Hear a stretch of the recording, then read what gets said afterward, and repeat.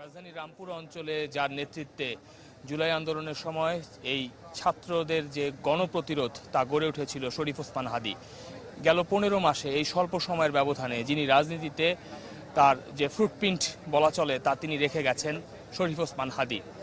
ইনকিলাব মঞ্চের মুখপাত্র শরীফ ওসমান হাদী চেয়েছিলেন ইনসাফ ভিত্তিক রাষ্ট্র ব্যবস্থা গড়ে তুলতে।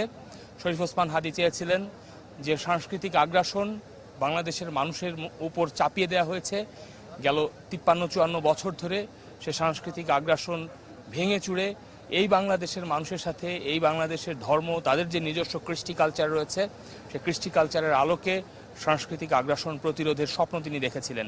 এজন্য তিনি গড়ে তুলেছিলেন ইনকিলাব মঞ্চ, এবং সেই ইনকিলাব মঞ্চের নানা সভা সেমিনারে শরীফ ওসমান হাদীর চিন্তা দর্শন তা কিন্তু দেশবাসী দেখেছে।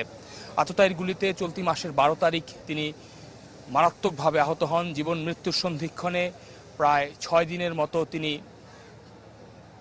চিকিৎসাধীন ছিলেন বাংলাদেশের 2টি হসপিটালে, ঢাকা মেডিকেল কলেজ হাসপাতাল, এভারকেয়ার হাসপাতাল।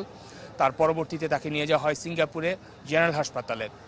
সেখানে চলতি মাসের 12 তারিখ রাত 9:45 দিকে পৃথিবীর মায়া ত্যাগ করে বিদায় নেন মাত্র 33 বছর বয়সী তরুণ রাজনীতিক, বক্তা, জুলাই আন্দোলনের অন্যতম সমন্বয়ক, আধিপত্যবাদ বিরোধী আন্দোলনের অকুতোভয় যোদ্ধা শরীফ ওসমান হাদী।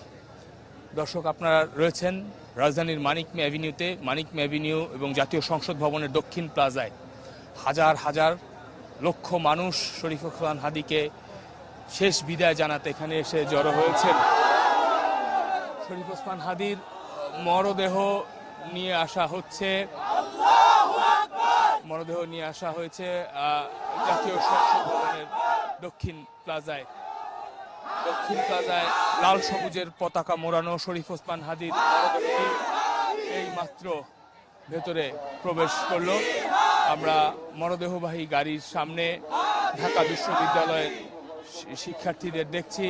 ঠিক তার পেছনেই রয়েছে রাষ্ট্রের ঊর্ধ্বতন ব্যক্তিরা। তার পেছনে সমাজের নানা স্তরের মানুষ কিন্তু এখানে রয়েছেন। পুরো জাতীয় সংসদ ভবনের দক্ষিণ প্লাজা, মানিক মিয়া অ্যাভিনিউ সহ পুরো এই এলাকা লোকারণ্য হয়ে গেছে। মাইকে কিন্তু এরই মধ্যে ঘোষণা দেওয়া হচ্ছে যে জনগণ যাতে সহযোগিতা করেন। এখানেই যারা এসেছেন জানাজার নামাজে অংশ নিতে, তারা জোহরের নামাজ আদায় করেছেন এবং প্রশাসনের পক্ষ থেকে সব ধরনের ব্যবস্থা নেওয়া হয়েছে এবং একাধিক গেটে তল্লাশির মাধ্যমেই কিন্তু ভেতরে প্রবেশ করতে পেরেছেন যারা জানাজায় অংশ নিতে এসেছেন তারা সবাই। আমরা